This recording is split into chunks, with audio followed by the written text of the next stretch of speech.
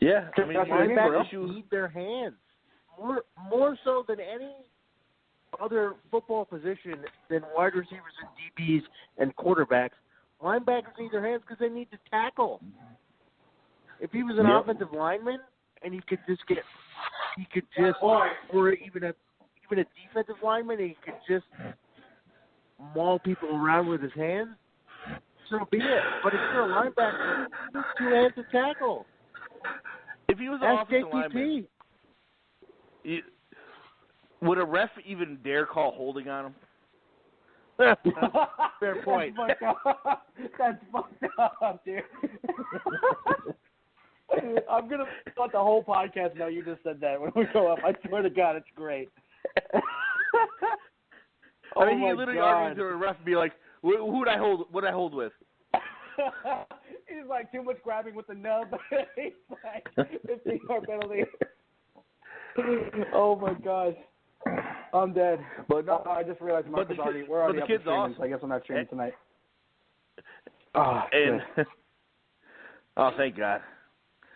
Oh, shut up. The stream we can actually do Facebook streaming when I'm streaming. Just saying. Well, you know why it's most stable? I mean on in terms YouTube. of like internet. I mean in terms of internet. Though when I say stable, I mean like we have less up and downs in terms of like cutting out and cutting. Well, I understand that. But Cruises on time. Marco doesn't trust you with the full setup. That's why. You're only streaming on the YouTube. I can handle it all. I don't know where Marco is. Marco doesn't feel that way. He's back home today, right? Streams up, gents. Here we go. Either. All right, let's kick it off. Welcome to the Bleed Big Blue podcast, dedicated coverage of the New York Football Giants by your hosts, Marco, Trifecta, T. Merritt, and JBW.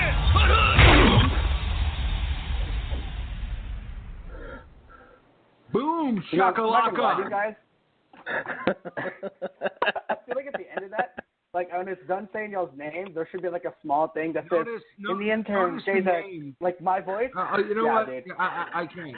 I can't already. Nah, I should be. I love it.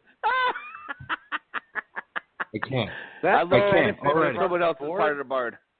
That's the benefit of having that we can mute Todd. The minute we That's start right. the We're show, back, guys. You know, we have Marco streaming, and we have, all of us on. The minute we start the show, all of a sudden, can we start it again? Because I feel like he just took it over and ruined it. Yeah, let's start it over again. Yeah, let's start over. He just starts yapping. So yap a lot. Welcome to the Bleed Big Blue podcast, dedicated coverage of the New York Football Giants by your hosts, Marco, Trifecta, T. Merritt, and JBW. You know who they don't say? Todd. He doesn't say Ned either. This is absurd. To the Bleed Big Blue podcast show. Draft edition, Combine edition. We got Justin with us. We got T. Merritt with us. We got our CEO. I think is Marco. Is that you? Who's that? Who called in? That's not Marco. That's Ned. Is that Ned? No, that's Ned. Ned, we're bringing you on later because we got to set a precedent here that the host has got to start the show off. Sorry. Yes, sir. Yes, sir. It's about putting my foot down. And I love Ned. He's my boy. He's a good staple of the show. But we need to take it over. We need to take it back. We gotta take control. We gotta take control of our show back. I mean, seriously. I love the callers, and if you're listening, 516-453-9383. We'll get all the callers on. You could talk about Saquon Barkley, Josh Allen, $20 million, Hog Mollies, whatever you want to talk about. But we're going to start it off with the big three. Marco is streaming. Hopefully Marco calls in. It would be nice to hear his voice, but Marco's got some stuff going on. So we are streaming on the Facebook. So thank you, everybody who's here. And, gentlemen, I mean, where do we want to start? I mean, I'm assuming so many topics. I hate the Combine. I hate the Combine. I hold absolutely no weight whatsoever in anything that happened over the last 3 days. So by all means, Justin, Tim, the floor is yours, and I'll just chime on in. I don't know where you want to go. Barkley, the quarterbacks, the rumors. Where do we want to start out? Well, go ahead, Justin. I mean, I'll dive straight in. I think whether the Giants take him or not, the player that deserves our immediate attention, and I say this fully knowing that Todd is going to bust a load in his pants, but Saquon Barkley, I mean, it's a once in a generation type thing, and when you factor in those numbers alongside his production at Penn State, I mean, this guy, he's a generational talent regardless of position. 40 times faster than Devin Hester, more reps at the bench press than Joe Thomas, and a vertical leap higher than Julio Jones. I mean, these things, they don't happen every day. I get it, right? Go ahead, Tim. Tim, go ahead on. Let's talk about Saquon. Right. Let's address the elephant in the room, right? So let's go, God. Tim. Saquon, what do you want to talk about? Go ahead, go. Well, I'm with you, and I caught myself getting on a little bit of the hype train, seeing the numbers that he was putting up. And let's put it this way: if Giants end up drafting Saquon Barkley, I'm definitely not going to be mad about it. It is what it is. But it just, if you take a step back and still look at the numbers from the other running backs, all you have to do is be like, hey, do I want Saquon Barkley or do I want 3 other players? You have to trade back if that's all you want is Saquon and the quarterbacks aren't doing it for you. And I've heard this hype train as far as people talking about Josh Allen. Look good at the combine, and he should be our number 2. Josh Allen. Well, right. I'm just going about the number 2 pick, but I will talk about. Yeah, let's go. I'll try to stay on Saquon. Let's stay, and I definitely want to talk about that too, Tim. But let me. I mean, yeah, I get it with Saquon, right? I totally get the allure of Saquon Barkley. I would not be upset if the Giants ended up with Saquon Barkley, but I want to put it in perspective a little bit, because when it happens in front of us and it's at the combine, you know, it takes over, and if you start foaming at the mouth, then you can only think of Saquon Barkley. Saquon. I want to just throw some numbers at you guys, and I'm going to give you a different player's numbers. And guys, you may know this, but I don't know if the people listening have seen this or anything like this. But right, so Saquon Barkley in the 40 ran a 4.4. This player X, we'll call him, 4.41. In the bench at the combine, X player 32, Saquon 29. Vertical 40.5 for player X, Saquon 41. Broad jump, player X 11, Saquon did not do it. 20-yard shuffle, player X 4.12, Saquon 4.24. 3-cone, Player X, 6.83. Saquon did not participate. Barkley's best year, 1,496 yards rushing, 402 yards receiving, 22 touchdowns. Player X, 1,817 yards rushing, 20 touchdowns, threw for 7, only had 1 catch in that year he played football. Last year, this player, Player X, in the NFL, had 51 catches for 421 yards. Who is Player X? Oh, is it Adrian Peterson? Or is it... Jerick McKinnon. Exactly. Jerick McKinnon. So, I totally get the allure of Saquon Barkley. He may very well be a once-in-a-generation talent.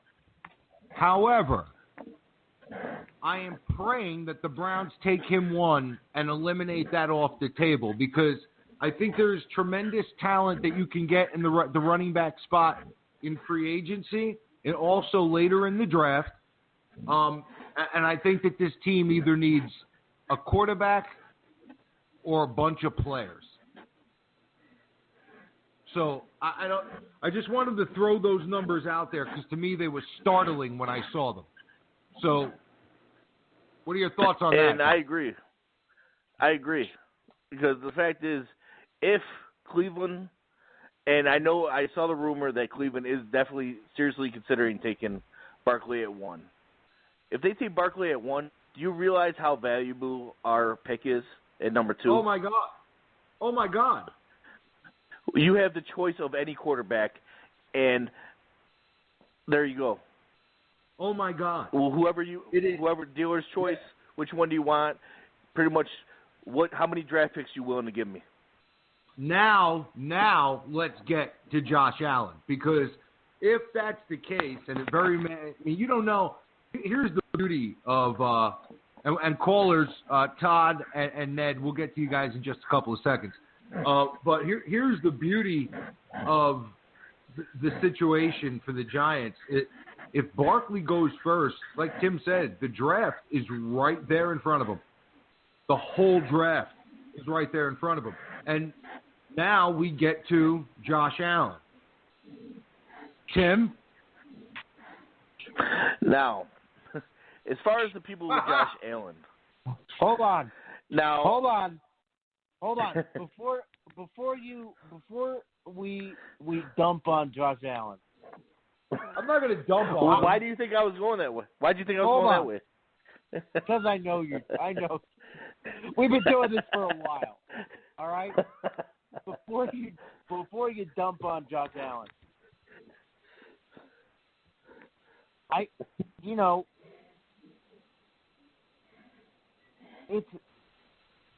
want to be clear. Spit it out.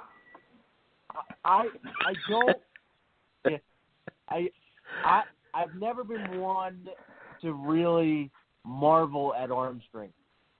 Okay?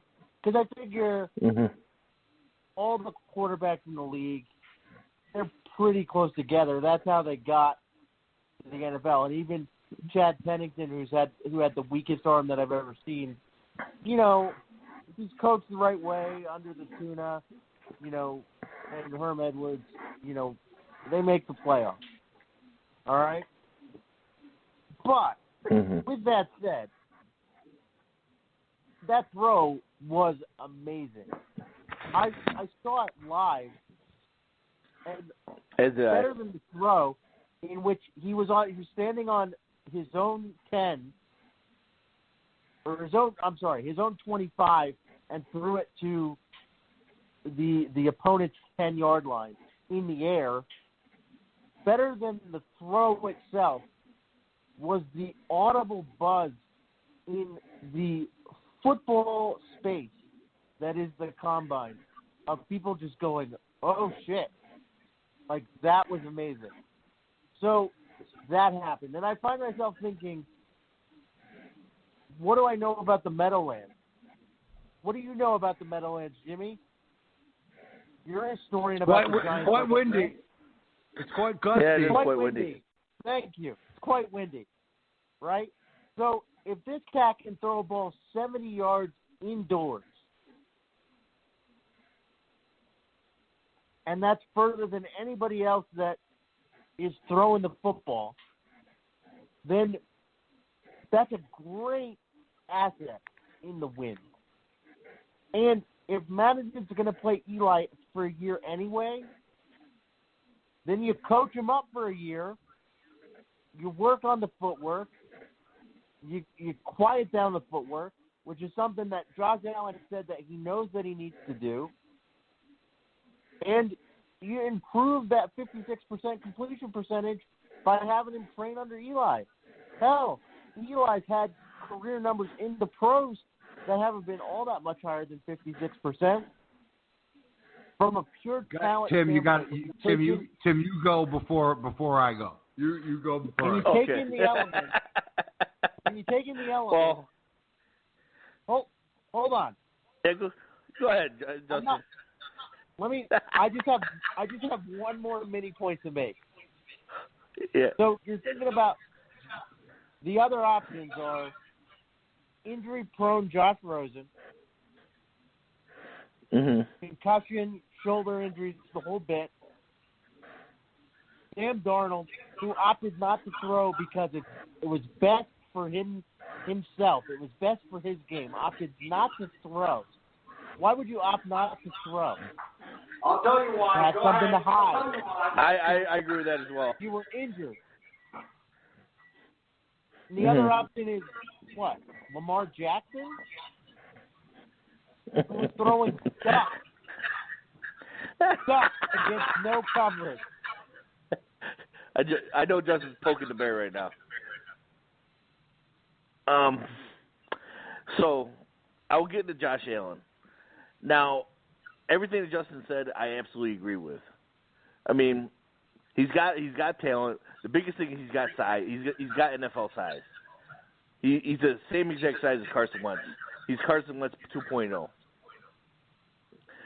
Now, the only thing I have a problem with, if you're going to take a guy that needs to be sitting for a year, not, we have the luxury of sitting, needs to be sitting for a year and learning, you do not take him at number 2. Period. And as far as the one thing I heard Mayock saying with Josh Allen's tape was he would have a wow throw like one every 10 throws, or like one when 8 or 9 or whatever it was, 10 throws. It would be a wow throw, but other times then he would be missing people. I don't need that inconsistency starting at quarterback. And you don't want Lamar Jackson not coming in as a rookie. Absolutely not. Now, if he's going to sit a year and we pick him later in the draft, not at number 2, I don't have a problem with it. But Josh Allen at number 2 is not worth it, especially from what I saw. Now, as far as the other quarterbacks, as far as Sam Darnold not throwing, I have no problem with it whatsoever. You got game tape. What's going to happen, when stuff is scripted and all that crap? Who cares about the throws? You saw what's on tape. It is what it is. And I have no problem with any of those guys doing it. But from what I did see, I saw Josh Rosen. I'm almost getting on the Josh Rosen train because that dude just can throw. And I'm getting more into his research. He's had 3 different offensive coordinators since he's been at UCLA. They said he could literally pick up a playbook and learn it in a week. So Tim, I don't want to cut you off. Tim, we got a couple of people, not Ned and Todd, that are calling in. Listen, we appreciate you guys listening. If you're listening, 516-453-9383 is the number to call. We got 2 numbers calling in right here. 347. Where you calling from?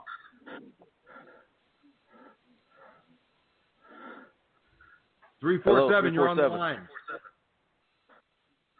347 out. 530. Where you calling from? What do you want to talk about? Calling from Edgewood, Maryland. I was going to talk about the number 2 pick.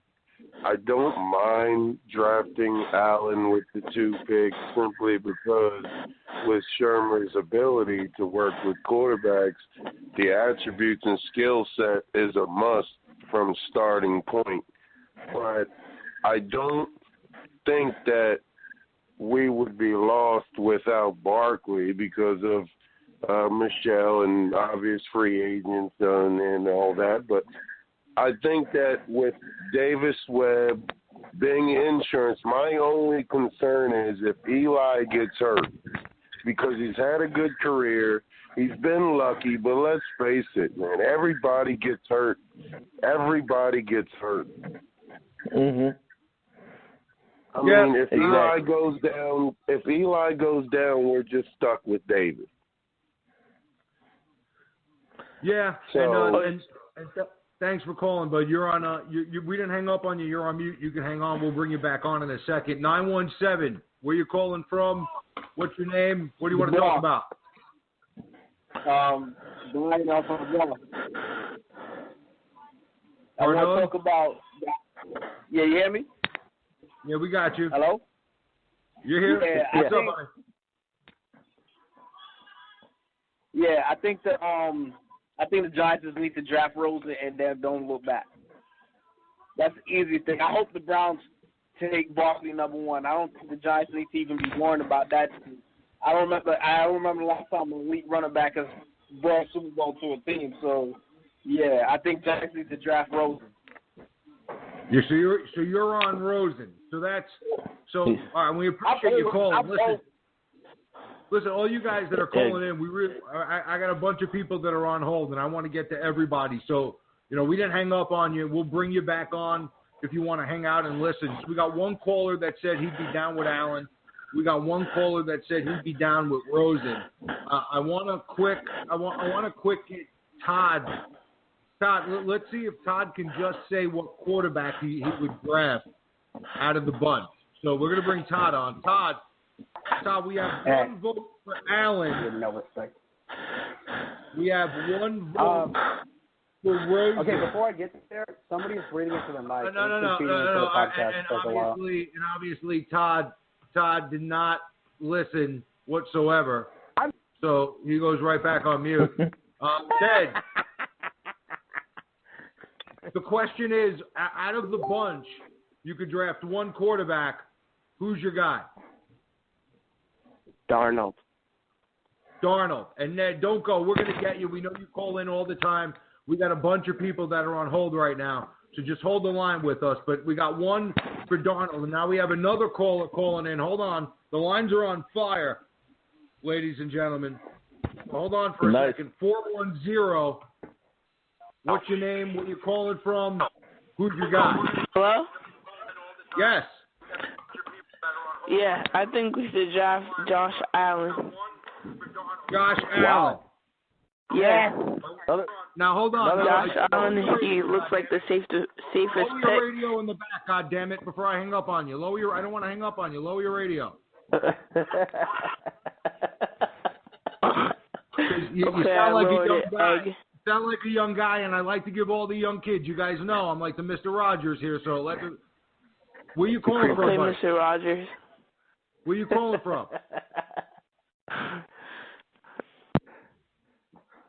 Where you calling from? Stranger danger. He hung up on you. He's there. No, he's out. All right, so we got 2 for Allen, 1 for Rosen, 1 for Darnold. Tim, who's your guy? You know what? I'm sticking with Darnold, but I'm going to tell you right now, I could be convinced on Rosen. Well, who's your fucking guy, Tim? I said Darnold. I'm going Team Darnold. Well, right now, how can you be convinced on Rosen? I think Rosen is the way better thrower. If Rosen didn't have the injury history, I'd be Team Rosen, period. If it wasn't for the injury history, I'd be Team Rosen. It's a good point. Justin. Saquon Barkley is off the board at number 1. The Browns select Saquon Barkley, running back from Penn State. What do the Giants do? Who's your guy at number 2? Okay, so I have a question. The way they Go. can phrase that. Do I have to take a quarterback? Wow. I know where he's going, and I like where he's going. Give me. Here's the thing. Let me. If you had to, gun to your head, take a quarterback, who would it be? And then tell me, if you're not going to take a quarterback, who would be your guy? To me, if I'm taking a quarterback, I'm taking Josh Allen. Wow. I think you guys are on fucking track. However, I didn't see it this weekend. I don't know where everybody's Go ahead. going. Who would be your guy, Justin? Go ahead. However, let me say this. If Saquon Barkley's off the board, if the Browns don't round it up and they actually do the right thing and take Barkley first, then I am totally trading out of that spot. I'm trading back. I'm picking up multiple first-round picks in either this year's draft or this year's and next year's draft, and I'm taking Nelson, and I'm trying to find a way to get the linebacker Jones from Georgia. I like it. The more I think about Smith. this, you mean Roquan Smith? The more I think about this scenario, because and the reason why I started doing this was because I honestly think this is going. The more we get into this, and the closer we get, I think this is going to be a very realistic possibility that Barkley is gone at 1 because the Browns have the luxury of using that 4 pick to either trade back up, to sit there and just say one of these guys are going to fall to us. I think the Browns could, we can see them take Barkley at 1. So I wanted to see what the fan base, the guys listening, where they would go. We got 3 for Allen, 2 for Darnold, 1 for Rosen. I've yet to voice my opinion. So let me retort some of you guys. Let me throw my opinion out there, my 2 cents. See, to me, if that's the scenario, I think I would trade the pick. I think I would trade the pick because I think that the offer that you're going to get for that number 2 pick would just be absolutely insane and very difficult to refuse because you're going to have a bunch of teams bidding for 3 different guys. I think that's an attractive position to be in, and I'd be shocked to see some of the offers that would come in that Gettleman would be forced to entertain in that scenario. Now, if you're telling me gun to my head I got to pick a quarterback, the quarterback I take is not one that I would take it to. I've looked at a lot of film. First of all, let me address Josh Allen. I don't give a shit that he threw the ball 70 yards. Like, I don't care.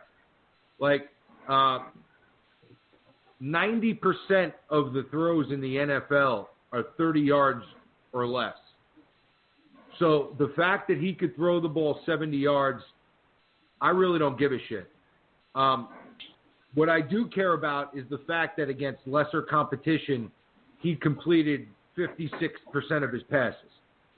So I have trouble thinking that now from the game film I studied of Josh Allen as compared to the footwork at the combine, there was improvement. I will say that. But I would not make him worthy of a second round pick, of the second pick in the draft. Darnold, I think that if there was going to be a guy that I was going to take at number 2, I think it would be Darnold. Because I don't give a shit about the turnovers, because I think you can teach ball security in the pocket. I think you can teach to better decisions during the course of making your reads. The kid's 20 years old. What I see when I watch his game film is a kid that can make every throw on the field, a kid that's a leader, a kid that's tough as nails. And I really don't care that he didn't throw at the combine because of the fact that, like, I don't blame some of these kids for not throwing at the combine because you're in and out, 5 throws here, 4 throws here, you're stepping back, another guy's throwing. You don't know what receivers you're throwing with. It's just I don't like it. I'm not a fan of the combine at all. So I don't take anything from the fact that Darnold didn't throw. Rosen, the injuries are a little scary to me. Guys, I got to tell you, I sat down and I looked at all of the game film from these guys, and I was shocked.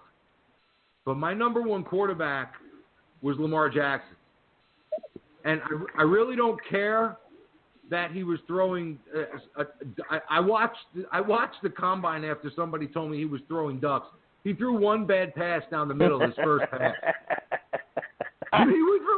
He threw one bad pass, his first pass against nowhere, and he was another one that from his game film, I saw progression with his footwork.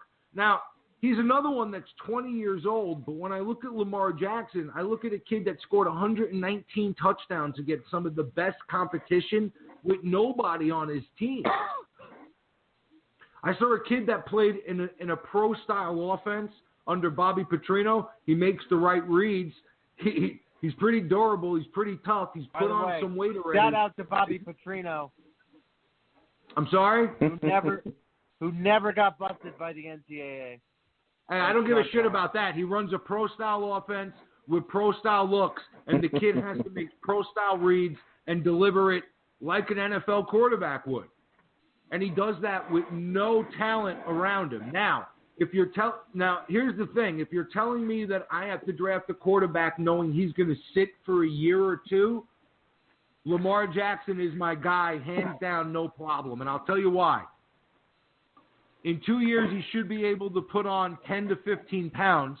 And if he does that, he's not playing at 216. He's probably playing at 228, 232, somewhere between there. I have Pat Shurmur to work with him for 2 years under Eli Manning to get that footwork right, and to get him accustomed to playing at the NFL level. If you're telling me out of the bunch, which I had to pick, Josh Rosen can play now. Allen is going to get thrown to the wolves. I don't think he's ready. If you're telling me for 2 years I got to sit a guy, it's Lamar Jackson. I wouldn't think twice about it. My problem is I don't think you take him at 2. That's my deal. We got another guy calling in from 315. 315, where you calling from? Hey, it's Steve from Norwood. Steve, what's up, boss? Hey, how's it going, man? Yeah, I'm with you. I'm the same way. If I'm at 2, I'm trading, especially for the board. The horde we're going to get for that pick is going to be unfounded, you know. RG3 trade is nothing compared to what we did this year. And for Lamar, if we can trade back and get that haul, get Lamar at 12, holy crap, you know. If I'm forced to take a quarterback at 2, I'm taking Darnold. If I don't have a Chubb. Yeah, and you're cutting out a little bit there, but we got you. If you're taking a quarterback 2, you're taking Darnold. And I can't blame you. The one thing about this draft is you could really make an argument. One guy we have not brought up whatsoever is Baker Mayfield. Somebody's head is exploding that we haven't brought up Baker Mayfield yet in this conversation. So many options, and that's why if the Giants and this is the frustrating part, Tim, Justin, going back to this season, not seeing Webb and not knowing what we have, if anything, in that card. And maybe the Giants know and they're playing it. You know, Jordan Renan, said around a week ago there's going to be a lot of misinformation coming in from the Giants. So who knows what to believe, what not to believe, if they really think Webb is their guy, if they're trying to maybe throw teams off their scent of what they're going to do. But it would have been nice to at least see Webb on some level to have some idea of if they're bullshitting or if they're not. That's what I think is going on with the Barkley thing. You know what? I just think it's a little convenient that the scout from the Giants, was high-fiving Barkley right after his scouting combine. I really think they're trying to push Cleveland to be like, if you want Barkley, you're taking him at 1. So we have our choice at quarterback going into the next pick. And, like you said, best of both worlds. If we have Davis Webb and if he is the future and they believe it, fantastic. That means we're going to kill in the trade that we're going to get. There's already rumors that Denver's trying to trade up to Cleveland at 1. So I think Denver's definitely going to be in play for a quarterback. So if Saquon Barkley goes to 1. You think Denver's hot on Allen, or you think Denver's hot on Rosen? Rosen reminds me of Elway. I think that's what it reminds me of. I think Denver's hot on Rosen. Go ahead, Justin. So do I. I think what that speaks to a larger degree is that, well, it speaks to two things. First of all, I think that Kirk Cousins is going to Minnesota. And secondly, more importantly, not throwing at the combine. I know, Jimmy, you said you don't have a problem with that, and I understand your point of view. But to me, if I'm the best quarterback in the draft, or I think that I am, I'm a competitor, and I want to compete against the fellow guys from the cream of the crop and prove that I'm the best in a competitive environment. And that speaks to my ability as a football player to lead my football team. He ran the 40. Now, he ran the 40. A bunch of these guys pick and choose. A bunch of them pick and choose what stuff they want to do. Nobody does everything. But throwing is quintessential to the quarterback position. But he's going to throw at his pro day with receivers that are accustomed to throwing, that he has a rapport with. So you don't think that that's going to put him in a position where he's more comfortable to make better throws, to do himself a better service, to put himself in a better position to go a little higher in the draft? What if he ends up with a bunch of schmuck receivers that he's throwing to, that one drops the ball, one makes the wrong cut, one doesn't get behind the pylon or make the right read? How do you know? Maybe. I get it, Jimmy. But what I'm saying is, every other quarterback in the class has that same set of circumstances, and they're all throwing. I get it. So, I get it. I get what you're saying. I'm just saying I don't have it's not an end all for me. Like, I don't know. It's the combine. Like, I don't make a big deal of it anyway. But with that said, I think that Elway looked at Rosen and he sees what we all see and what Tim alluded to, that Rosen is the best thrower of the football in this draft. He's got the best mechanic. Justin, I totally agree with you. I think Denver needs to win now. I think they know Rosen is game ready week 1, and I think if they make the move, I think Elway will go with Rosen. I think he's a perfect fit for Denver. We got another guy calling in, or woman, we don't know. 469. Where you calling from? Wow. All right. Well, disappointing.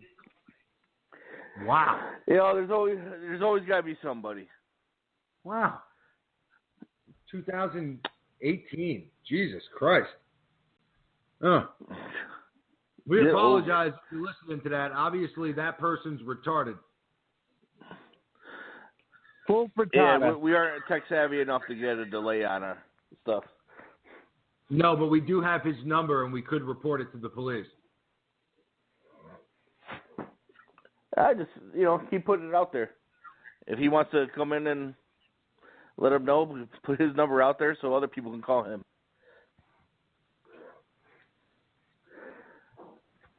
But, yeah, I'm still there. What? It went silent. What's going on? Hold on for a second. Hold on for a minute. Guys, hold on for a second. You guys go. Okay. Well, as far as we're talking draft. But the nice thing about, guys, is about 1 week, free agency starts. And this is where Gettleman's going to earn his money, finally get some respect from Jimmy.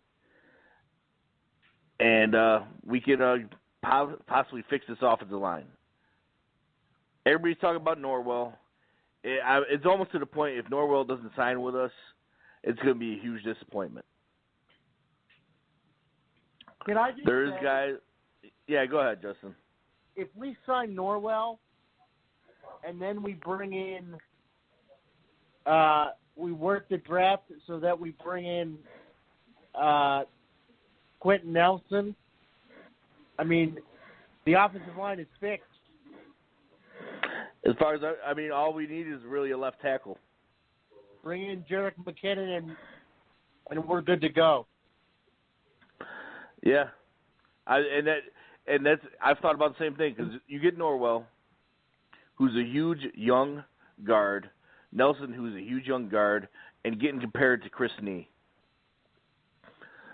Everything I saw on Twitter, everybody's like, he's Chris Nee, but maybe even better. Which, hey, who wouldn't sign? I'm signing me up for that. Now, would we take him at 2? Probably not. I don't see how you can take a guard at 2, especially in this draft. There's a lot of guards. There's no way in hell you could take a guard at 2. But honestly, guys, I'd be fine with it if you took him at 5. If you took him at 5, I'd be fine with it. The only player, and I think it's pretty obvious, the only player that's not a quarterback that's going to go at 2 is Saquon Barkley. Right? If Cleveland decides that they're going to go quarterback, you got to think that Barkley may be the pick. But guys, to think that Nelson is going to go there or another player is going to be drafted there, I don't think people realize the packages that are going to be offered for that pick. If Barkley goes 1, even if Barkley does not go 1, even if Rosen or Allen or pick your guy go 1, guys, then that means Barkley's on the board. Who wants Barkley? Who wants the other quarterbacks? There's going to be a bevy of teams that are reaching out for that second pick. Oh, I totally agree. And especially if I see if Denver wants one of these quarterbacks, and we just traded down to, what are they at, 5? I'm fine with that.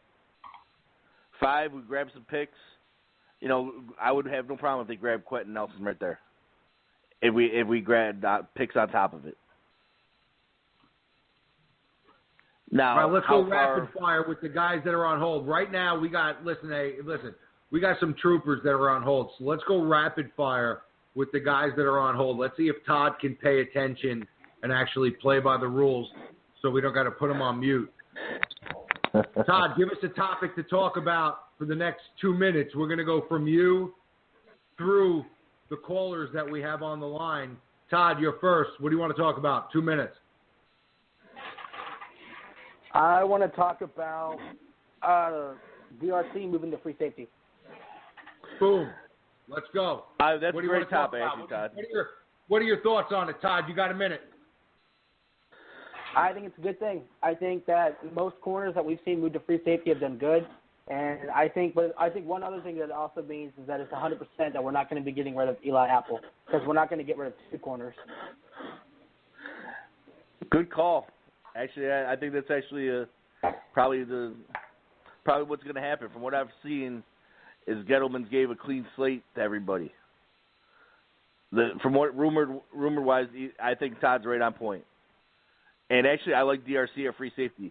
To put a guy with that much speed and ball hawk ability, I saw Carl Banks even said he'll probably be top 5 in interceptions if he switches to free safety. Yeah, I think and he can't be any worse than Darian Thompson. Is a horrible idea. I think he's going to get burnt like a piece of toast.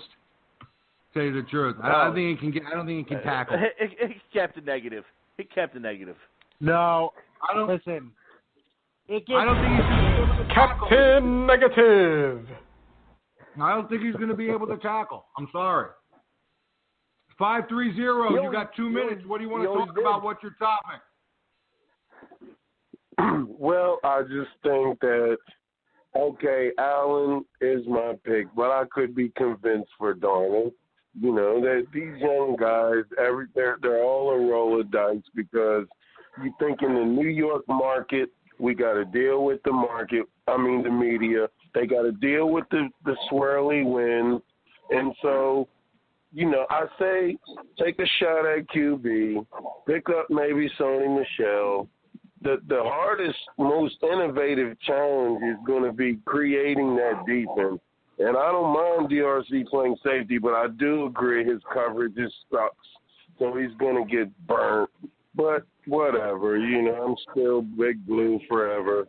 I just want to see him improve, and I don't want to see Eli get hurt.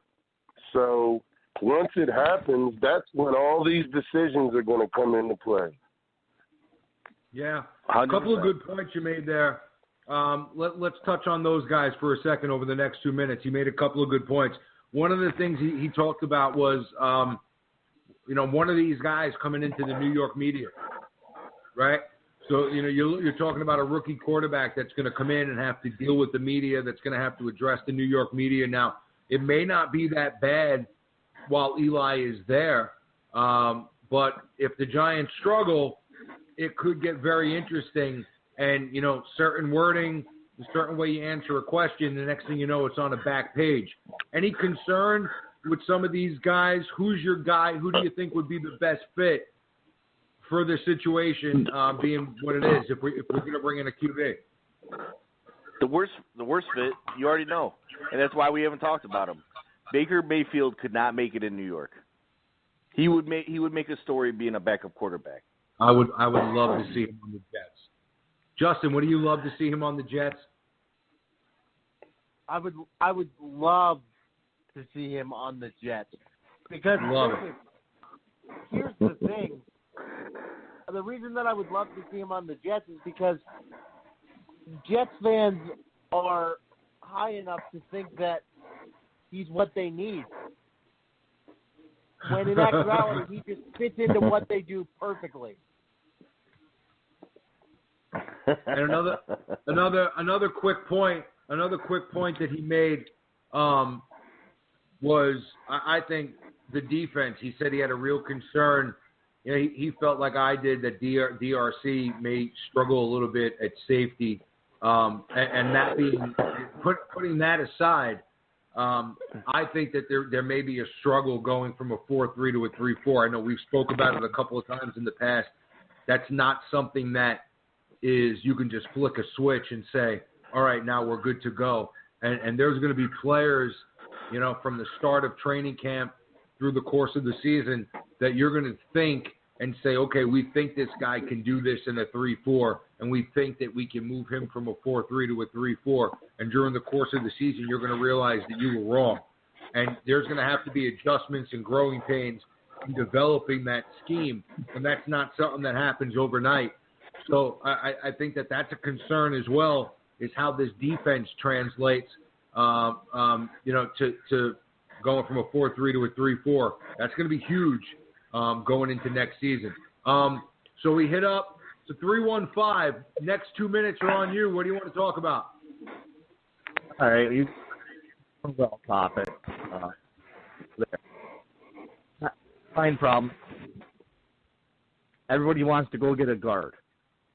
Our biggest problem and the hardest people to find is Soldier sitting out there, average left tackle. Why not go for him for the to get Norwell? Guards, the draft are everywhere. Free agency, take them. Get Soldier. Get us a solid left tackle, or trade Buffalo. Gordy Glenn there. Cordy Glenn. Someone. We need a left tackle. Hey, man, and stay with us again. Great point. Again, we're trying to get through everybody, trying to give everybody a chance to get what's on their mind out. Now, he said a couple of things.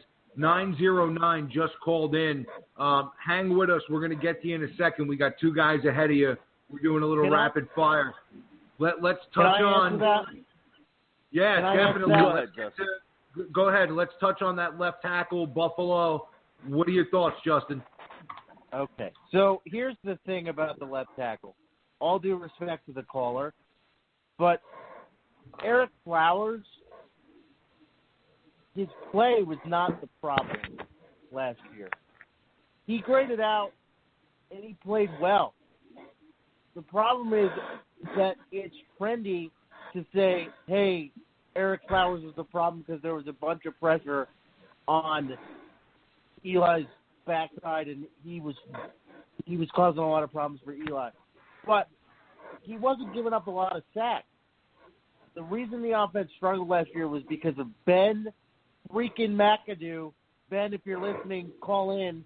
We want to tell you what a douchebag you are because you can't come up with an offensive scheme that functions properly.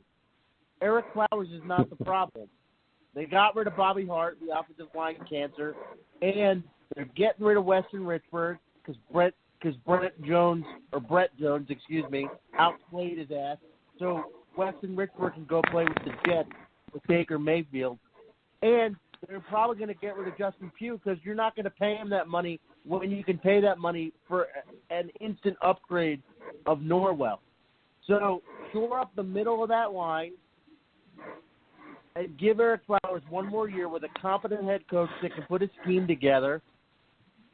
Maybe bring in Nate Solder. I'm all for that if they feel like there's value there.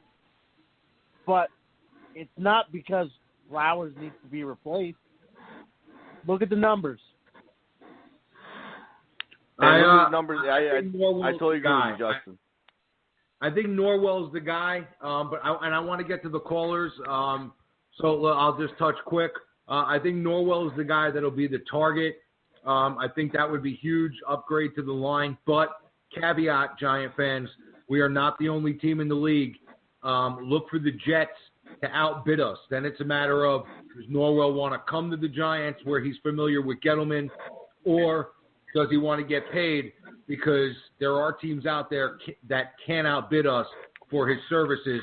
We just don't get to get any player that we want. 347, you got 2 minutes. What do you want to talk about? Yeah, man, I wanted to talk about what if the Browns take Barkley at number 1? What are we going to do? Are we going to trade up with the Jets and get Quentin Nelson, or are we going to get a quarterback at number 2? You tell us. What would you do? Personally, me, I would trade up and get either Mika Fitzpatrick or Quentin Nelson. I feel like now Patrick. Another. See, here's the thing, and I'm not, and you're still on with us. I'm not putting you on mute because you got a good point, and you brought up a name that we haven't spoke about yet. So I want to go back and forth and get a little back and forth here from you. See, so let's say Barkley goes at 1. The Giants are on the board, and the phone's ringing off the hook for the Giants to make a trade and move back. And you said a name, Fitzpatrick. I mean, there's Nelson. There's a bunch of guys that are out there. What's the pick? How far back is too far back before you can get one of those guys? What's the team you're looking at that you say, that's my limit, that's as far as I go? we could say the Jets. We could say, depending on who the Browns want, we could trade with the Browns as well. Depending if they want to pick their quarterback at number 2, we could trade for the 4th pick as well. But personally, and you got a great point, and I got a couple other callers on the line. So he said a couple other things there. Tim, Justin, what are your thoughts on this? Right. So 2 things. He said move back. He said his limit would be 6, the Jets. I would have a problem with that because if you make a move with the Jets and the Jets take the quarterback and the quarterback ends up being the superstar for the next 15 years, you just handed the Jets that pick. I don't know that that's something that the Giants would be able to live with. And here's another thought, right? Barkley goes off the board at 1. Do the Giants entertain trading back to 4, giving the Browns the number 2 pick so the Browns still get their quarterback? The Giants still get their choice of quarterback. They can add a second-round pick to that, or they can move back from 4 and still end up with Fitzpatrick or Nelson or somebody like that, depending on how the draft plays out. What are your guys' thoughts on that? Well, that's my thing is you got to stay within the top 10 as far as trading top back. 10. I would say top 10, maybe even top 8. You want a blue chip athlete that's going to make a difference. What's your limit, Justin? Where you going? Justin, what's as far back as you'd be willing to trade back? So here's what I would do. If they take Barkley at 1, trade back to 4 with the Cleveland, get their second-round pick this year or their first-round pick next year, and then trade back again. The furthest back I would go would be 7. I'm not making a deal with the Jets for the exact reason that you outlined. I don't want to have to worry about hearing about who won that trade for the rest of eternity. Yeah, but the thing is, 7, guys, I'll give you the positive note of that, though. Think of the positive part of that. How often are the Jets drafting in the top 10, top 5 even? So yeah, but if we get their first-round picks like next year, if we get a haul from them, and especially if we get future picks, we could make out pretty damn well. And the Jets are going to mess it up anyway. Let's be honest. Yeah, but what if they don't? That's huge, right? So you're putting them. That's the number 2 pick in the draft that you're giving them. And look at the names that you're giving them. And even if the scenario played out where the Giants moved from 2 to 4 and then the Jets were on the phone, you're looking at a situation where most likely Barkley and Chubb are going to go. There's 5 quarterbacks that could be available. So the Jets, either at 6 or even at 4, depending on if the Giants traded back at if they got the Giants pick at 2, if they got the Giants pick at 4, you're potentially handing them a gold mine. And if you're wrong, you're done. Like, I don't care what the package is. If you're wrong, you got egg on your face from the team across town, from the team you share the same stadium with. I don't think there's any chance of a deal going down between the Giants and the Jets whatsoever. I think you can take that completely off the board. 917 and 919, we know you're on hold. So we haven't forgot about you. You got 2 minutes, 917. What do you want to talk about? I know you guys said you wouldn't do it, but if we were to go back to a later spot like the Bills, what combination of positions would you like to see if we got multiple in the first round? Would you like to see? Oh, he's still here. Go ahead, Ned. Keep going, buddy. Would you like to see what combination? Personally, I would like to go with linebacker and then grab the running back Chubb. I think he could do really well. And I think he's been severely underrated simply because Barkley outshines him. But I think getting a good linebacker and Chubb in the late first would be a good combination. I think that I have a problem when you talk about. I'm all for trading back and accumulating picks. What I don't like doing is saying that you need to target certain positions with those picks that you accumulate. I think that's how you get into trouble. Because if you're looking for a linebacker and the linebacker isn't necessarily second-round value or third-round value, and you're just picking them to pick a linebacker because you need a linebacker, how many guys are you passing up that are that value from different positions that you're leaving on the board. I think that was one of the problems that Jerry Reese had. I think that's one of the things about Gettleman that you'll see fixed is that I think what the Giants are going to do is if they do that, if they pull the trigger on trading back, I think what you can see from them is just picking the best player available at any given position, picking just good quality football players, getting those guys into camp, and then letting it play out as you go through training camp and the course of the season. Another thing you said, a couple of the late-round running backs, very intrigued by Chubb. I think Chubb can be a very good back. I like him a lot. I think the running backs that you can get in the second, third, and fourth round in this back are tremendous value. Another guy that I love is Juice. I'm a big fan of that kid. I think that kid you can get in the second round. Don't you love that kid? Don't you just love that kid? Love that kid. I mean, Darius Geis? And if you're talking about, I call him Juice. I like Juice. Juice is better. He's probably going top 15, though. I love that kid. You think so? That's the rumors I've seen. He will probably go top 15. Probably maybe top 20. Ned brought up something that, we'll touch on this because it was a rumor a couple of weeks ago.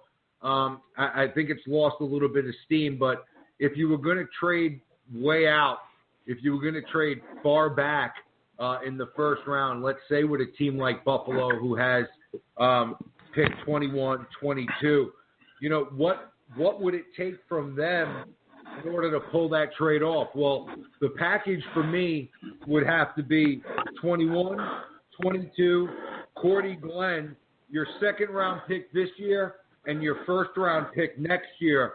And that would start the conversation. I would need a later-round pick as well. I mean, you're talking about going from 2 to 21 and 22. I would be intrigued by that trade because I'd say about 3 or 4 first-round picks, honestly. I would be this year's first-round pick, second year, and the year after. You're getting 21, you're getting 22, you're getting a pretty good value second-round pick. You're getting Cordy Glenn, who's on a good contract. You're getting another first-round pick next year. I think if they threw in a third-round pick next year to go around with that first-round pick, I think I'd be intrigued by that because then I could take Cordy Glenn. I could move Flowers to my right side. If I bring in Norwell, now I'm in position to where I've really done a tremendous amount of justice to my offensive line. You could pick up maybe a guy like Juice or somebody like that at 21, another linebacker or the best player available to help the defense out at 22. That's an intriguing pick. I think that I would even need more to get that pick done just to move back from 2. But 909 is a trooper. He's been on hold for around 13 minutes. Let's get to him. You got a couple of minutes here. Thank you for calling in. What do you want to talk about? Yo, what's up? What's up, buddy? Yo, I basically want to talk about the draft, and if I have full control of everything, if Barkley goes 1, I'm taking the best offensive line in the draft, and that's Quentin Nelson. I'm taking him. Taking Nelson. And I'm taking Nelson at 2, just basically because him and Barkley, they're only 2 players that give us a chance to win now. If we're sold on Eli Manning for the next 2 or 3 years because we have Davis Webb, you want to win now. So you take the best talent in the draft, which is Barkley and Nelson, and you build around them. Second round, there's still going to be some running backs out there. You'll snatch a Steeler up. I don't know who's going to be because I don't know how the draft is going to go. But it's talent across the board as far as second-round running backs. So if Barkley is gone, I think your next pick is Nelson. I think I'm not. I'll tell you the truth, right? I'm not opposed to Nelson, but I think this would be the scenario, and this would be tricky. And if Gettleman can do this, I think this would be phenomenal, right? So let's say Barkley goes 1, right? I think that you really have to try to get a feel for who Cleveland wants, and do you have a situation where what you can do is something very similar to what the Giants did when the year Eli was drafted, where you take the player that Cleveland wanted, so you have his rights, and now you could work out a trade to where you have to figure that Nelson, if he didn't go at 2, is going to be available at 4. Can you make that deal to swap the quarterback or the second pick to the Browns, move back to 4, acquire another pick in the second round, maybe even an additional pick other than that, and be able to take Nelson at 4? That's my problem with Nelson at 2. I think there's a way that you can trade back and get Nelson at 4. I really do. I respect that, and I see how that could be a possibility. But here's where I'm scared of. I'm scared of the Browns tired of being a laughing stock. I think they're going to take Barkley, keep their 4th round, and still have a quality quarterback. If somebody is a jewel out of these quarterbacks, they're not for us because I love Eli. He still has gas, so he's not a fit for us. But a 4th pick in this year's draft, if you take Barkley 1st round, you're still going to have some talent at that 4th pick. So I think the Browns are going to get smart, take the 1st round, pick Barkley, keep their 4th, and take the best quarterback available with that 4th pick also, and load up this year and win some games. I got to tell you, 909. Hold on, we didn't get that cat's name. What's your name? What's your name, buddy? Yo, my name is Leroy Lincoln, bro. Leroy, listen, bro, that was guys. What do you think? Great call. Was that not a great call? That's a great call. No, nah, I'm with it. He's definitely got the logic, and I'm with him. Where's 909? Where you calling from? I'm originally from Compton, California, but right now I'm in South Carolina. Nice. There's a round of applause right there. I want to make a movement. Let's replace Todd with Leroy. And constantly. This is my first time getting in. So, respect to y'all show, bro. Hey, man, we love the fact that you guys, and listen, and let me just, Leroy, that was a great call. And we appreciate all you guys calling in, hanging out, talking Giants football with us. But you struck a chord because I didn't agree with everything you said, but you were passionate about it. You were educated about it. You made great points. And, feel free to hang on the line. We'll try to get back to you in a couple of minutes. And feel free to call in anytime that you want. That was a great call. Guys, what are your thoughts on some of these calls, some of the little tidbits, 2-minute warnings that you guys threw in here? Anything we want to touch on? As far as the quarterback, if Cleveland believes in any of these quarterbacks, you don't mess around with it. You take them at 1. You don't mess around and hope the guy that you like goes to 4. I think that's a big red flag for the quarterback class if Cleveland's willing to wait to see whoever they get. And that's I think it's a red flag even for us if we're willing to pass on some of these quarterbacks.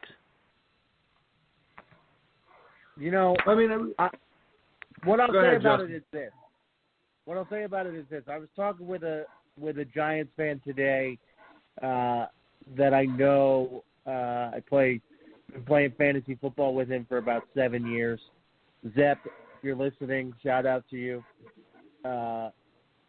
What I'll say is, what Zep said to me today was, if you're the Cleveland Browns, you're making a choice between a franchise quarterback that's gonna be with you for 10 to 15 years, like an Eli Manning, or Barry Sanders.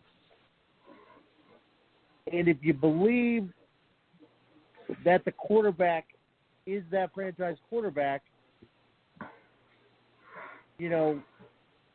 that's who Zep thought the Browns would take, would be the quarterback. Now, I don't know the answer to that because I'm high on Barkley, and the Giants.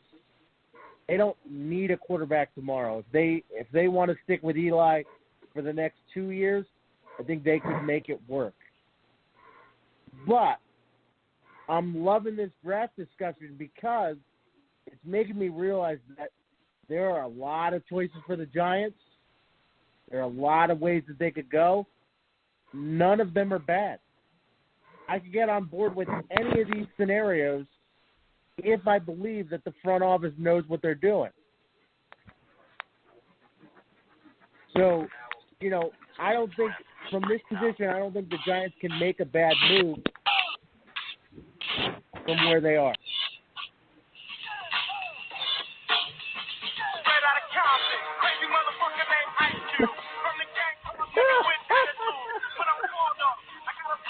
Oh, here you go.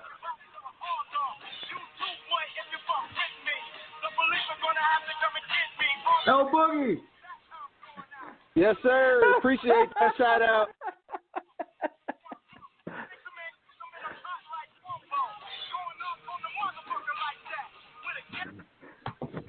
How to do it. 717. What do you want to talk about? Where you call it from? Your name? What's up, buddy? 717. You got it, too. You're on. What's up? Yeah. I just want to say, I listened to a couple NFL players talk about Barkley. He does not run up the middle. You cannot. He also had a couple games in college football where he only ran the ball 10 times. Sure, he catches the ball, but listen, if I don't care if he. I mean, people look what happened to the Saints when they drafted Ricky Williams. I say if you don't have an offensive line and the great surrounding cast with you, it doesn't matter who you are. You're not winning anything. Ross Tucker, Kurt Warner, all these guys all say Barkley does not run up the middle. Watch his tapes. I've watched every single Penn State game. He doesn't run up the middle. He bounces it out. He runs around in the backfield. You cannot do that in the NFL. Everyone's fast. Everybody's strong. He's not going to break off those 80-yard runs every single game like he did in college. So if you think you're going to get those highlight reels from Barkley, you're mistaken. You're going to get a little bit bigger Reggie Bush, and you're not going to have a quarterback. You got to go quarterback or trade back and sucker someone into a deal like the Redskins did to the Saints way back when. And if you draft a quarterback, hopefully he becomes an All-Pro. If not, your team still sucks. Our Giants stink right now. And that's the gist of it. So are you one to like be? it. See, and even though El Boogie from Compton is on, and he said, Eli and made a couple of really good points, and there's a flip side to every coin. There's a bunch of Giant fans that feel that this team is close and that they should, just plug away here and there, and that they could flip the switch and be competing for a Super Bowl next year. So what you're saying is you're under more of the impression of the other side of the coin, where more I lay of it's better to accumulate picks, that we don't really have the depth or the overall talent to compete right now, and it should either be a quarterback to prepare for the next decade, not a piece to try to put together a puzzle that's broken because of the last decade, or if you're not going to get that quarterback, then you trade back and get as many pieces to build a broken roster. Is that really what you're saying? Like do one of those two things? If Cleveland gets a quarterback in free agency, let's say the Kirk Cousins goes to Cleveland, they might draft Barkley with the first pick. They'll be stupid to do that. They should get pass rush. But anyway, let's say they do that. That means the Giants are going to have at least 5 callers to trade up, and they're going to put those teams against each other, and they're going to get a king's ransom for that deal. You have 100%. To move back. You have to move back. Yeah, and we didn't hang up on you. You're still there. You're still on hold. 315-917 El Boogie 717. You guys are on hold. Tim, Justin, couple of things. What are your thoughts on that call? Passionate about moving back or taking the quarterback. It seems like Giant fans are really split down the middle here. What are your thoughts on what he said? As simple as this is, I totally agree with him. Me and James, we've been on the same page as far as this.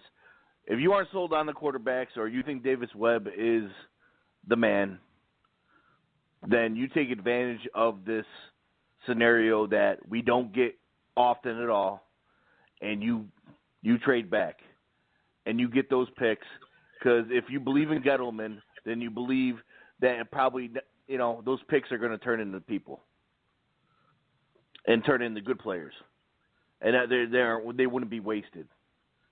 So let's get as many picks as possible, because yes, we can win now and set up for the future. You guys realize that? Yes. If Davis Webb is the future and we can win now, if we fix that offensive line, we can start winning. Are we a Super Bowl team if we fix the offensive line? Maybe, maybe not. We'll see what the defense looks like. But I really think the defense is probably a 2-year project here's my concern. Here's my concern, guys, and I'll just throw this out there, and I want to real quick. We got around a half an hour left. I want to get to the callers again because they probably got more than just the points that they made, so I don't want to leave them on the 1 point. But real quick, I want to get to free agency and the effects that could possibly have on the draft. Before we get to the draft, we got to get through free agency. Can I say one thing about the trade back before we do that? You can do that, Justin. You definitely can. Go ahead, buddy. Just 30 seconds. Take your time.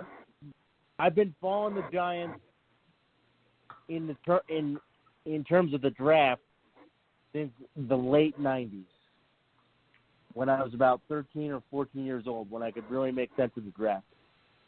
I can't for the life of me think of a time when we traded back in the draft.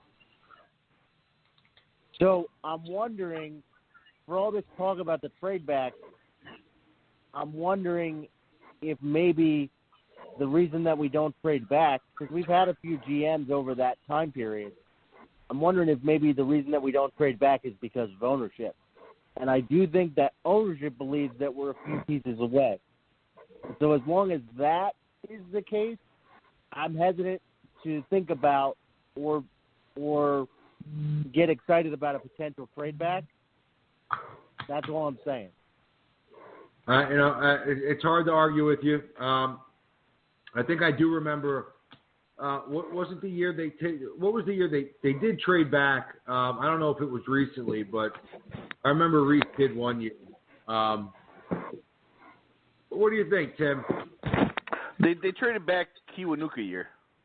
The Kiwanuka year, right? They traded the 31 or 30. Yeah, they traded back to the last pick in the first round or something like that. Because if I remember correctly, and I might be wrong, I think that was the year they wanted. And actually, they traded back the year Akeem Nicks year too, because I think they wanted Macklin, and Philadelphia snagged them in front of them for the Knicks, and Giants did screw it and traded back. And I still think, the Kiwanuka year was so far long ago. I forgot who it was even for, but I know they traded back in the Kiwanuka year. Yeah, I thought they traded back too.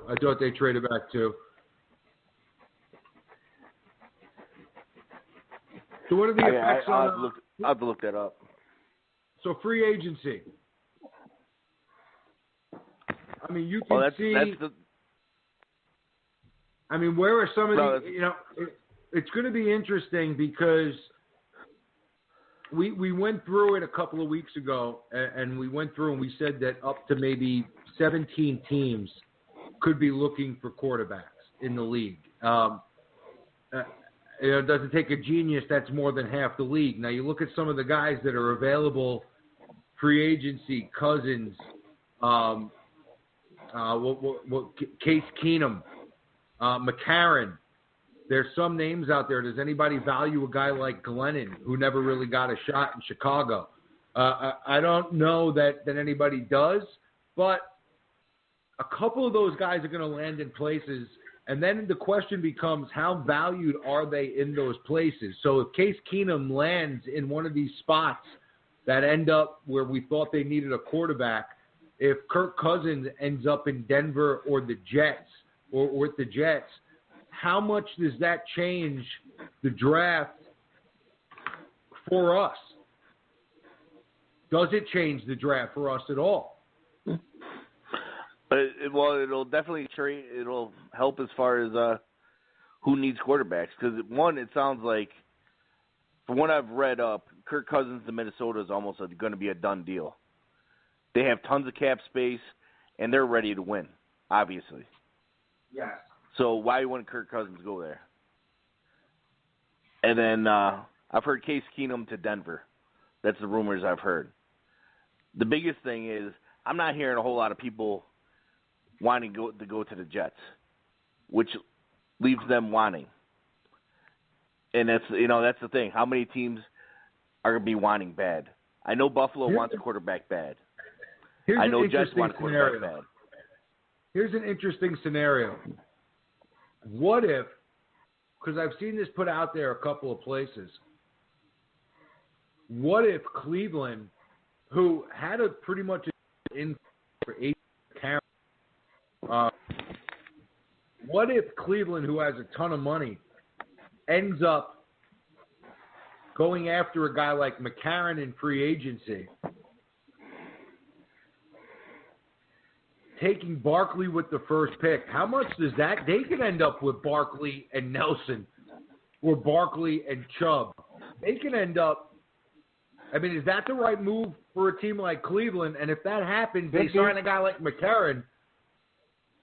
What's that do for the Giants? Because that pretty much takes Barkley off the board. Listen, and go ahead, Justin. And here's the thing. Who's taking over in Cleveland? John Dorsey, who was in Kansas City, right? Kansas City has run with Alex Smith forever. They drafted Mahomes as the heir apparent for Alex Smith. But my point is that I don't think if there's a guy in the league that understands that you don't need that trendy, big-name quarterback that's going to make everybody's heart aflutter, it's John Dorsey. He takes Alex Smith and builds a playoff team around him and makes it happen. So that definitely could occur. Could occur. Maybe Dorsey sees value in Case Keenum. Maybe Keenum goes to Cleveland. Man, I don't know, man. If I'm one of those teams and I'm in a position to get one of these kids, am I really hitching my wagon to McCarron or Keenum? And that's the interesting thing, and that's why I posed the question, because I don't know that I would be able to do it, but for some reason in the NFL, the landscape that it is, I can honestly see some of these teams overpaying for a Case Keenum or an A.J. McCarron, and then passing on one of these kids in the draft and attacking the draft a completely different way. And if that happens, all of a sudden, if let's say Cousins doesn't go to Minnesota, let's say Cousins goes to Denver and McCarron goes to Cleveland, and all of a sudden now the teams that are at 5 and 1 and 4 all of a sudden don't need quarterbacks. How much does that change the draft for the Giants or even the Jets, who now all of a sudden could be looking at an Allen or a Rosen or a Darnold dropping all the way to them? True. But I was listening to Sports Talk this week, as usual, and they brought up another scenario, doing what Chicago did this past season by, giving somebody a big one-year contract like they did with Glendon, almost a bridge contract. Like, do that to A.J. McCarron, but still drafting a quarterback. Just to have insurance policy. Okay, well, the rookie's not. That would be hilarious, because a team like that, they have Kaiser, and then they're going to do that, and then they're going to take another quarterback. Like, I really can't blame them, because you need the position so bad. But how many picks? How many picks? Let's get to the phones, because we got around 20 minutes left. I want to get to 315, and then El Boogie one more time. 315. Give us another thought closing the show. Last 20 minutes. One more topic that you want to touch on before we come back on Wednesday night. Well, one thing, we'll go with Griffin there. Pete Griffin. Very impressive at the draft. One arm, I'd love to see him go to the gym and step around. Actors for kids and me. That's one. Number two, go touch back on Barkley. I don't care what happens in the draft. I don't want to get him at 2 at all. I trade no matter what. If everything that you just said happens, that Cousins goes to Denver and McLaurin goes to Cleveland, whatever, are going to value our pick more. The number 1 quarterback is there at number 2. Number 2 quarterback's going to be sitting there at Indianapolis, and us are going to be sitting in the driver's seat. The Hall is great. That's that. No matter what we do. Yeah, and that really, it really goes to speak to how much, reportedly Indianapolis is in love with Chubb, the defensive end. So, I really, how much does the Colts at 3 really like Chubb? What are they willing to do there? Are they willing to move back, or are they in love with the player that much? I don't know. I like Chubb a lot. It's going to be hard seeing him dropping. And if by some chance, that's a dream scenario for Cleveland, if they go another route in reference to quarterback, let's say they take Barkley at 1, a quarterback goes at 2, either by trade or to the Giants, and then at 3, Indianapolis ends up moving out of that pick. Somebody was to move in and take the quarterback at 3. Now Cleveland's in position where they have Miles Jack, and now they can put Chubb on the other side. You talk about really killing the draft. Cleveland in position to really win in a lot of different ways. Let's go to and the one other thing, he wasn't privy to our non-streaming conversation about Shaquem Griffin. Yeah. All right. Okay, who's talking? At about noon, just thought that I had to be in soon. I gotta get drunk before the day begins. I give the boogie. Go ahead. Not my Man, honestly, I'm excited about free agency, but I'm just so nervous about the draft because the Browns have the dream opportunity. Like, they know we're not going to get a quarterback, and they know the Colts aren't taking a quarterback. So it's really all up to them. They control the whole bulk of the draft because it's a talented draft, but it's not a deep draft. So all your talent is going to come within your first, 15 to 20 picks. After that, you just got to get smart. So that's what I'm more so scared of is the Browns, getting smart and using that first and fourth and just killing what we have. But I have faith in the offensive line, though, if we take, offensive line from Notre Dame. Yes. And I'm with you as far as that. Now, as far as the Cleveland does not know that we're not taking a quarterback. We don't know we're not taking a quarterback. Gettleman's putting a lot of smoke screens out there. We don't know what's true. We don't know what's not. I honestly still think we're going to take a quarterback if we stay at 2. But as far as I'm with you. As far as I like Quentin Nelson. I think Quentin Nelson and Barkley are probably the safest picks in the draft as far as they will do something when they get on the field. Do you guys agree? Yeah, I would agree. Because history says, gentlemen, think about it this way. For everybody that says, we're taking a quarterback at 2, if a quarterback goes at 1 and a quarterback goes at 2, history says that one of those 2 quarterbacks will be great and the other will be a bust. Yeah. There's something I want to, and we got a couple of minutes here before we say hasta la vista. It's a Sunday night. I know people have to go to work.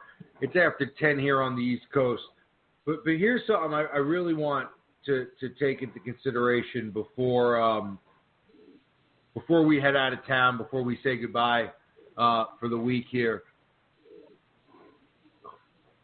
In the division, it is the way the NFL landscape is laid out now.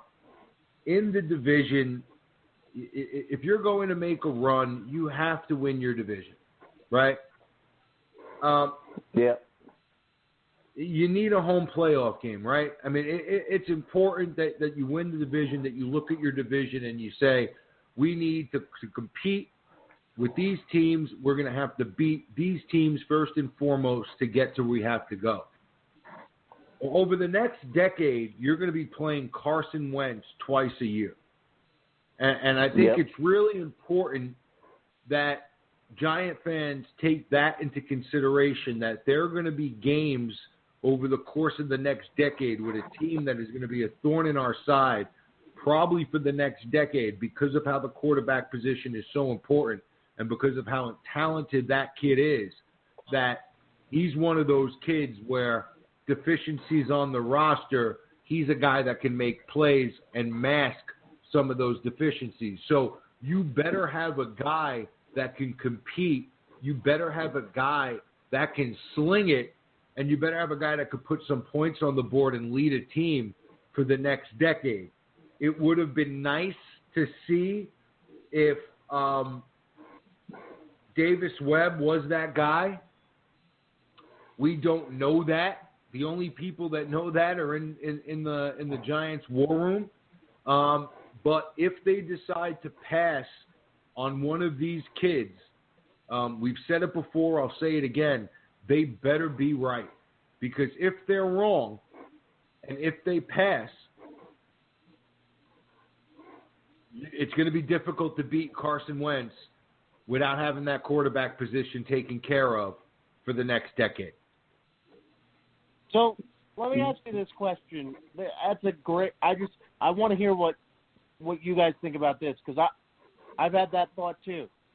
So say we pass, and by pass I mean we don't take a quarterback at 2. Mm-hmm. And say we take Barkley, and Barkley is what everybody thinks is going to be, a once-in-a-generation talent, but there's a quarterback that's taken after 2 that wins a Super Bowl, say, in the first 3 years of his career. But in each of those 3 years, Barkley runs for 1,000 yards and catches another 40 passes for 400 yards. What's our win total? Are you upset? What's our win total? I don't give a fuck how many games we won. The other kid won a Super Bowl. We make the playoffs 2 out of 3 years. I'll take the Super Bowl winning quarterback. As long as we were in it, I'm pretty much with James, but if we were in it, I wouldn't be going off. Here's the thing, guys. Here's the thing. And again, I get the allure of Barkley. I honestly do.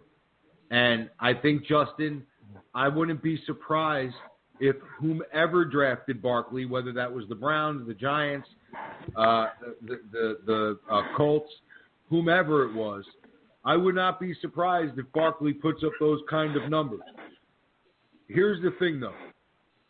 This is a quarterback league. There's no way to get around it. It's a quarterback. Yep. And if you have the quarterback, I really don't care who the running back is. If you have that guy, he will make everyone around him better. And I think there's a pretty good chance that you can get running backs that you can win with in the NFL in other places besides the number 2 pick in the draft. And that doesn't mean that I take anything away from Barkley's talent or the player that I think he's going to be on the NFL level. To me, it's the fact that you have 5 kids coming out that you can make an argument that can conceivably turn your franchise around. One of these kids is going to do it. And if Barkley goes first, it's on you. Yep. And one of these kids are going to be that quarterback, and you had the shot to get him. You better be right. You better be right. And that's the thing, guys. And we all lived through it. And some of these younger fans haven't.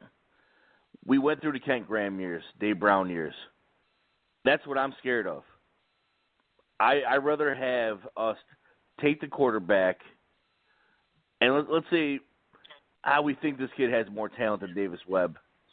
But whatever, Davis Webb beats him out, whatever. As long as the transition is fine when Eli goes. That's all I'm worried about. Because the next years will take care of themselves as long as we have our quarterback, just like James was saying. I would have liked to, and again, I don't think that seeing Webb for a handful of games last season would have been the end-all, say-all. But I think seeing Webb for the last 5 or 6 games last season would have been a lot easier for me to say Barkley's the pick, right? Or if Barkley goes 1, trade back because I'm fine with Webb because I liked what I saw last year, and now I like the progress I've seen in the offseason, and the reports coming out are that he's good and that he's studying and that things are going in the right direction. I would have liked to have seen that for my own 2 eyes. Webb wasn't drafted. Now, I made the case a couple of months ago into the season that if a new head coach was coming in, I think I was posed the question by someone was, how do we know that the new regime is going to come in and like Webb whatsoever? And I think we said that whoever it was, the odds are would have said some experience in the league through last year's draft to where they would have had a scouting report on Webb and have some feel on Webb. So, I can't not believe Shermer or Gettleman when they say they liked him coming out of college. But again, you don't know how much of that is legit and how much of that is complete bullshit at this point because of where we are in the process of misinformation in the draft. It's going to be a fun 2 months. 7, 8 weeks now? What are we, 7 weeks away from draft night? Does anybody have the April 26th, gentlemen. And the funny thing is, just with the Davis Webb, just to add on real quick, all it is about talent. The kid is shown the work ethic. And obviously he's doing everything he's supposed to do. Level. It's sort of like the combine, right? Like the only thing I took away, a couple of weeks ago, even a week ago, there was the film that was out where Webb was working with some quarterback guru, and they were releasing film on Twitter of Webb. And I said, I went back, I looked at some of the college film that I watched from him. I went back and I looked at some of the preseason stuff, and then I looked at the footwork, and the footwork has improved. That's great. That's phenomenal. It shows progress. It shows work ethic. I'm happy that he's brought his game along and he's made those strides. It doesn't show me anything when the lights go on at an NFL level if the kid can compete, if the kid can produce, if the kid has the toughness and the balls and the chutzpah to make it through the course of a full game, never mind a month of games or 6 games or 8 games or whatever it would have been. I think it would have been important to see that, to see how he responds from an interception, a pick 6, a bad sack, a horrible read. I think those are the things that you want to see. And not knowing any of that puts us in a very unsure situation with all these quarterbacks coming back by saying, is it the right move by saying we're going to go to Webb? Do we pass on one of these kids? Is one of these kids the right kid if we take them? It's a very difficult situation. The waters are very rough right now around the Giants, and it's going to be interesting to see how they come out of the storm right now, which way they go. 9 minutes left, guys. Give me some final thoughts. You know what? I'm going to give you guys a question for you guys. Doesn't it scare you that out of the let's say 5, I'm going to say 4. Baker Mayfield's not in it. He's off my top 5. Out of the 4, no one's really separated themselves as being the number 1. Doesn't that kind of seem weird? Does that scare you a little bit? No, because all 4, to me it's still 5, and all 5 of them I think have. I don't think either 5 of them have done anything to hurt their stock. So I think that like nobody separates themselves, but nobody's really dropped to the point where you're like, oh, I don't like any of these guys. So I think that depending on who the team is, like I heard reports coming out of the combine, and again, you don't know what's true and what's not true, but there are reports about every one of these guys. Both teams did not have any problems whatsoever handing their franchise over to Lamar Jackson, Mayfield, Allen, Darnold, Rosen. I mean, they didn't do anything to hurt themselves. And a lot of people will say Jackson hurt himself or Darnold hurt himself. But bullshit. These kids all made progress. They all worked on their footwork. They all made strides. You'll see Darnold at his pro day look really good. You'll see Jackson run a 40 at his pro day and blow everybody away. And by the time it comes to the draft, all 5 of these kids are going to be salivated over because each one of them has rock star potential. Now, do we think all 5 of them will pan out? Probably not. But the odds are, guys, well, 2 or 3. That's my question right there. Really, how many really do you good. think out of the 5 will pan out? Obviously, we don't know where they're going, but out of the 5, how many do you think will pan out, and who? I'm more in the 3 to 4 range, and if I had to pick a guy that wouldn't, it would be Allen. How are you, Justin? I mean, statistically, I'm gonna say 3.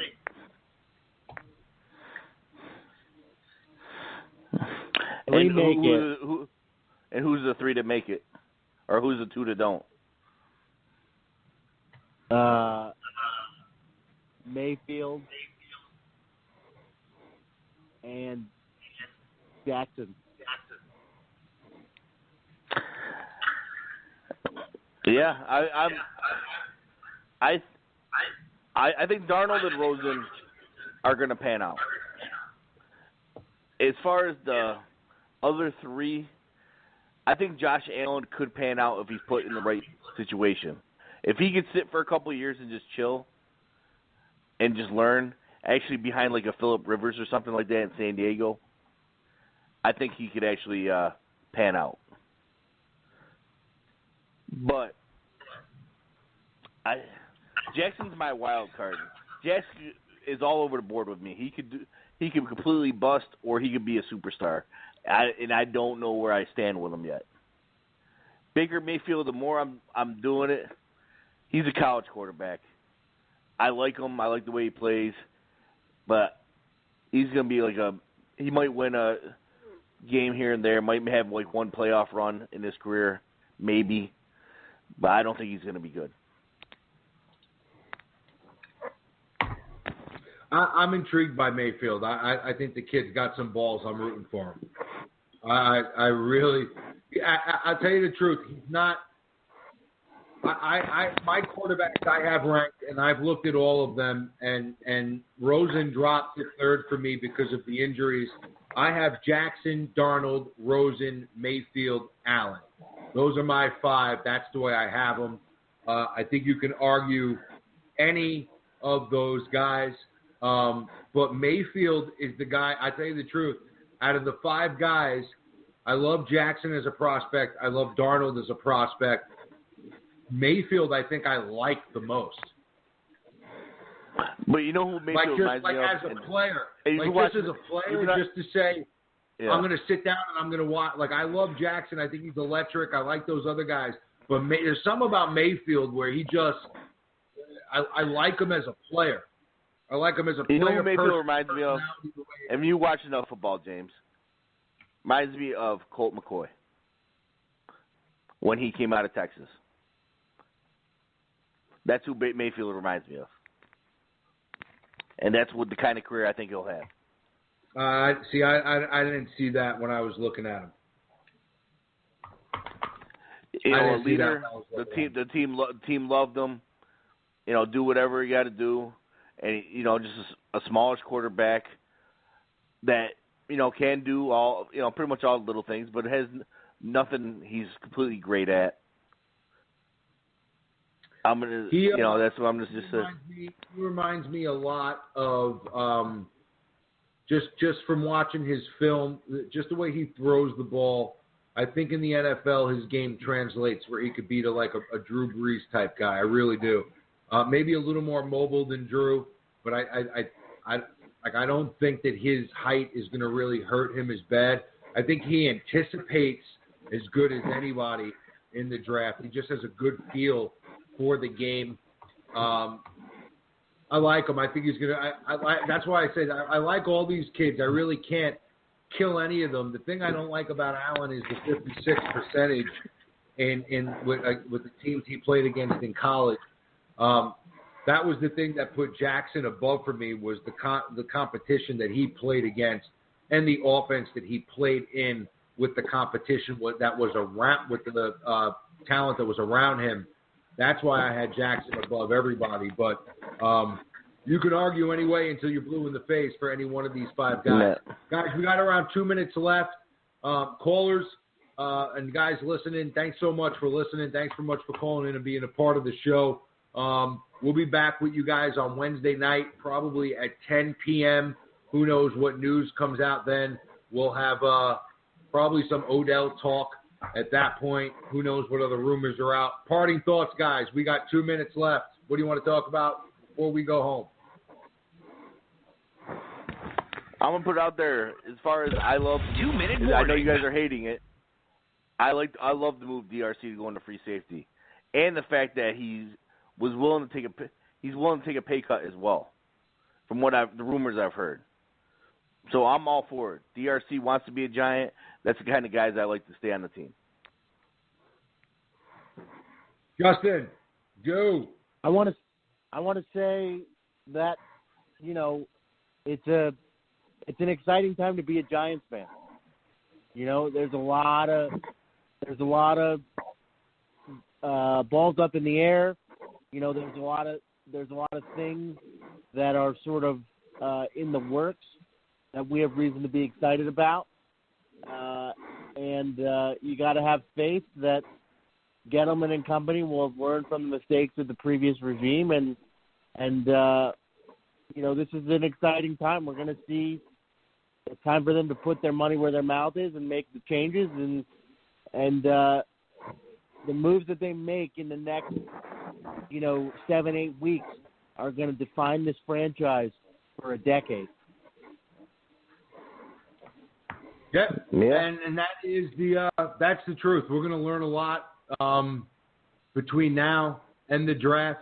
We'll be live during the draft with you guys. We'll be going live on the podcast, lined up with the Giants pick, so you'll get full reaction from us that night, same as last year. Stay tuned, man, because it's going to be a fun 6 weeks. We're going to be coming at you. We're going to try to do it twice a week. Wednesday night we'll be back at 10. Maybe another weekend show coming up. We got around 12 minutes left. Boys from the NWO with the CEO gone and Captain Negative. Bleed Big Blue.